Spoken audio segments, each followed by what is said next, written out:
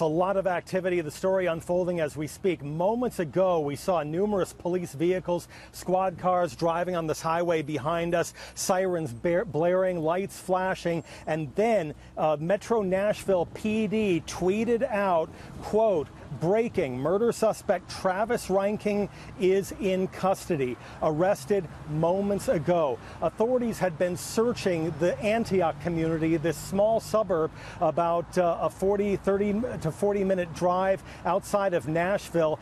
They were somewhat optimistic that he would still be in this general area. He had left his pickup truck at the Waffle House after the shooting. He was last seen on foot wearing only some black pants. And so while they weren't ruling out the possibility that he was out of town or even out of state, they were really focusing the bulk of their search in this general area. And it appears that those efforts have now paid off. Sandra, back to you. Any other details you can give us about now the suspect in custody, as far as what we're learning from authorities at this moment? As we are learning, this has just happened, Jonathan.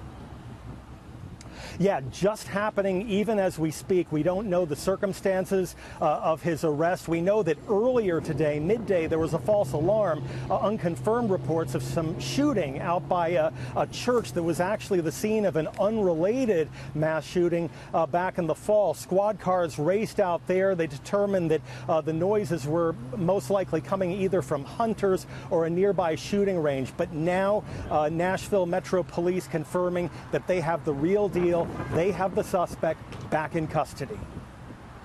All right, so Travis Reinking back in custody, arrested moments ago. Waffle House has been tweeting out in response to all this today. This is an incredibly sad day for the Waffle House family, and they're asking everybody to keep the victims and their families in their thoughts and prayers as we continue to follow this story and this breaking news that suspect is now in custody. Jonathan, are we expecting any sort of news conference or press conference by authorities on the ground there at any time?